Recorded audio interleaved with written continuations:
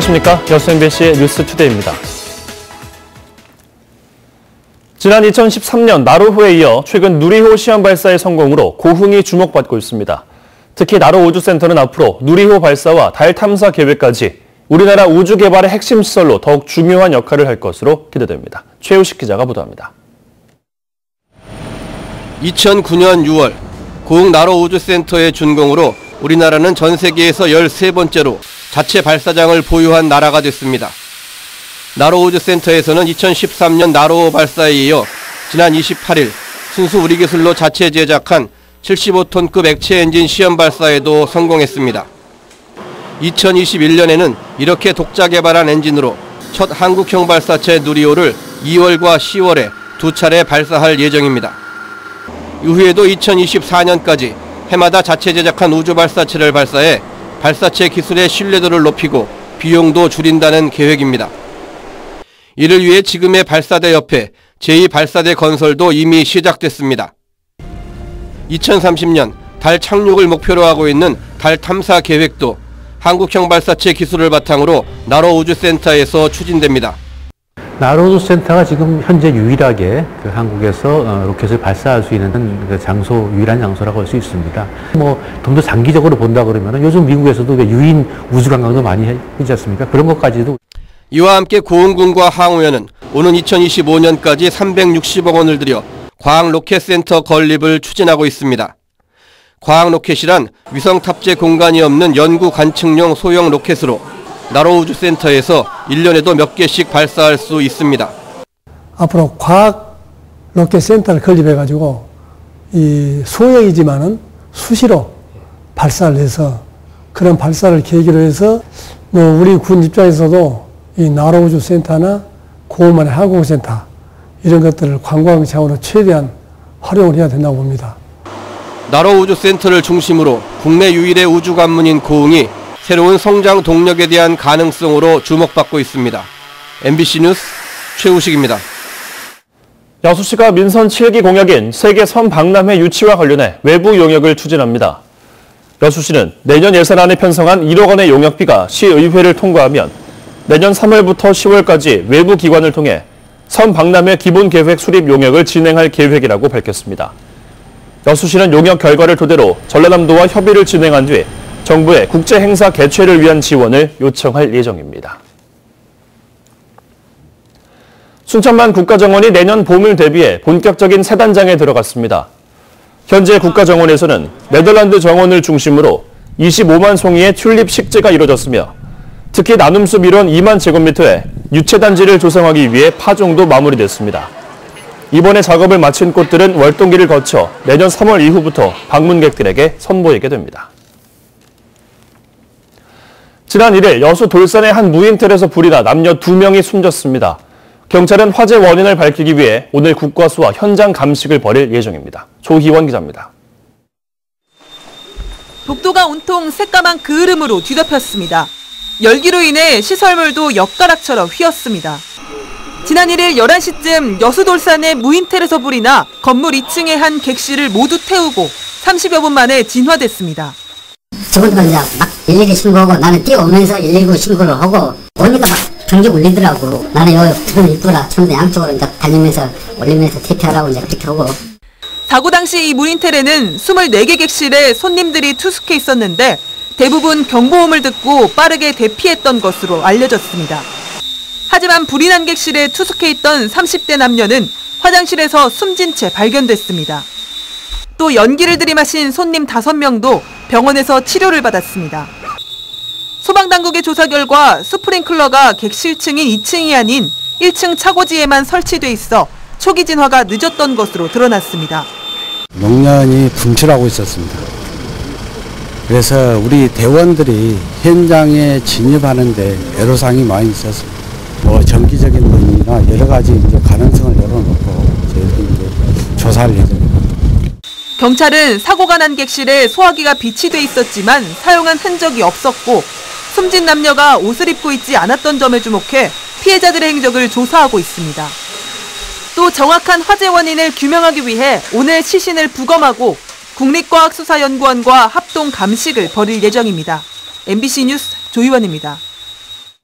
고흥군이 우주항공 산업과 관련한 지역의 새로운 미래 성장 동력 산업으로 드론 산업을 집중 육성하기로 했습니다. 고흥군은 고흥만 항공센터 R&D 부지에 국도비와 군비 등 178억 원의 예산을 들여 중소벤처기업 입주 공간과 개방형 협업 공간, 외부 드론 전용 비행장 등을 갖춘 드론 특화 지식산업센터를 건립할 계획입니다. 고흥군은 이에 따라 지난달 말까지 설계 공모 심사위원을 위촉하고 기본 설계와 실시 설계 공모에 공고했으며 내년 1월 설계 공모 심사위원회를 열어 최종 설계를 마무리하기로 했습니다. 여수상공회의소가 지역 고용 창출을 위해 일자리 사업 전담 기구를 설치합니다. 여수상공회의소는 내년 2월 정기의원총회를 거친 뒤 일자리 지원센터를 설립해 운수 종사자를 포함한 전문 인력 양성과 구직자와 구인 기업 간 매칭 사업 등을 진행할 계획입니다. 여수상인은 이와 함께 기업 순회 특강과 법률, 노무 자문 서비스 등 14개 사업을 내년 역점 사업으로 추진하기로 했습니다. 주택담보 조건이 까다로워진 데다 기준금리 인상으로 담보대출 금리가 오름세를 보이고 있습니다. 이자 부담이 커지는 상황에서 빚내서 집을 샀던 사람들이 돈줄이 막히지 않을까 우려하고 있습니다. 이계상 기자입니다. 은행 대출 창구에서 주택담보대출 상담이 진행되고 있습니다. 정부의 대출 규제가 강화된 이후 살고 있는 집을 담보로 대출받기가 그만큼 까다로워졌습니다. 담보 여력이 충분하더라도 상환 능력이 확인돼야 대출이 가능해진 것입니다. 채무를 갚을 능력이 있냐 없냐에 따라서 규제를 하고 있기 때문에 저희는 또 그 규제에 맞춰서 할 수밖에 없습니다. 급한 자금이 필요해서 은행을 찾은 고객들은 답답할 따름입니다. 지금은 소득이 없으면 받을 수가 없을 정도로 이렇게 좀 까다롭네요. 가계대출 금리도 올해 하반기 들어 오름세를 보이고 있습니다. 한국은행 기준금리가 인상되면서 은행권 주택담보대출 금리가 조만간 5%대로 올라설 가능성이 커졌습니다. 주택대출 심사가 강화된 상황에서 신용대출이나 제2금융권을 선택해야 하는 고객들은 이자 부담이 더 커질 수밖에 없습니다. 특히 광주 지역 아파트 가격 상승세가 특정 지구를 중심으로 지속된 가운데 재개발 재건축 대상이 아닌 지은 지 20년 안팎의 아파트 입주민들은 돈 구하기가 더 어려워져 상실감이 커졌습니다. 하락하고 있는데 본인이 그 필요 자금들이 커진다고 하면 대출 받을 수 있는 속도가 인기 좋은 지역보다는 적기 때문에 상대적인 박탈감으로 이어질 수가 있겠죠. 주택 대출 조건이 강화되고 은행권 금리는 오름세를 이어가면서 가뜩이나 막막한 서민 가계를 옥죄고 있다는 탄식이 커지고 있습니다. MBC 뉴스 이계상입니다. 해남군이 내년부터 농가에 매년 수당으로 60만 원씩을 지역 상품권으로 지급합니다. 농가 수당을 주기로 한 것은 전국에서 처음인데 다른 부문과의 형평성 논란 등 과제도 적지 않습니다. 신광하 기자가 보도합니다. 명형관 해남군수가 6.13 지방선거에 출마하면서 내건 농업 분야 최대 공약은 농민수당이었습니다. 선언은 했지만 농민과 시민단체, 의회 등의 협의가 지연되면서 지난달 1일에야 최종안이 마련돼 입법 예고됐습니다. 애초 연 240만 원 지급안을 추진했지만 협의 과정에서 재정 상황을 감안해 연 60만 원으로 결정됐습니다. 해남군 농가 14,079가구에 연간 90억 원이 지급됩니다. 1년에 반기별로 30만 원씩 연 60만 원을 해남군 관내에서만 사용할 수 있는 지급수단으로 농업인의 삶의 질 향상을 위해서 지급하고자 합니다. 농민수당 도입을 검토하는 지자체는 많지만 구체적인 금액을 확정해 지급을 확정한 곳은 해남군이 처음입니다. 농업의 공익적 기능과 지역사회 주력 산업으로 공동체 지속 가능성을 수행하고 있다는 점을 평가한 겁니다. 농민들의 생산 가치를 더 증진시킬 수 있는 이런 것을 조례라는 것을 법제화시켜놨다. 해남군 농민수당은 해남군 의회에서 오는 21일 의결될 예정입니다. 그러나 어민과 청년, 소상공인 등과의 형평성 논란이 아직 남아있고 애초 제시된 금액과의 차액 문제는 여전히 쟁점입니다. MBC 뉴스 신광하입니다. 섬진강 제첩잡이 손틀어업이 국가 중요어업유산으로 지정됐습니다. 전라남도는 최근 거랭이라고 하는 손틀 도구를 이용해 제첩을 채취하는 어업 방식으로 전국 제첩 생산량의 70%를 생산하는 광양, 하동의 섬진강 제첩잡이 손틀어업을 국가 중요어업유산에 선정했습니다. 이에 따라 앞으로 3년간 7억 원의 사업비를 지원받아 어업 방식을 효율적으로 관리 보존할 수 있게 됐다고 밝혔습니다.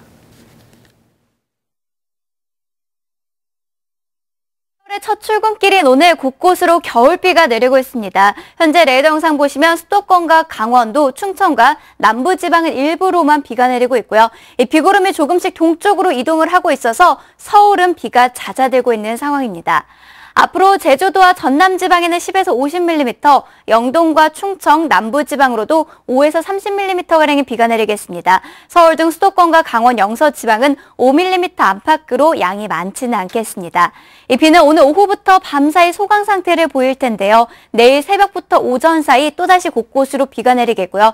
이 비가 그친 뒤로는 황사가 유입될 가능성이 있습니다. 하지만 황사의 경우는 추가 발원량과 기류에 따라서 상황이 유동적인 상황입니다. 오늘 전국 곳곳으로 비가 내리겠습니다. 오후부터 밤사이 소강 상태를 보이겠고 영동과 강원 산지로는 건조주의보가 내려져 있지만 비가 내리면 건조함이 차츰 해소될 전망입니다. 현재 서울의 기온은 9.3도, 대전은 9.5도, 부산은 15.9도 등으로 구름이 끼면서 어제 아침보다 최고 10도가량 높은 기온을 보이고 있고요. 한낮 기온은 서울이 15도, 전주와 광주 19도, 부산 20도로 어제보다 높은 기온을 보이겠습니다. 비가 그친 뒤로는 날이 점점 더 추워지겠습니다. 특히 금요일 아침에는 서울의 기온이 영하 7도, 토요일 아침에는 영하 9도까지 떨어지겠고요. 서해안 지방으로는 눈도 내릴 것으로 보입니다. 활기찬 하루 되세요. 날씨였습니다.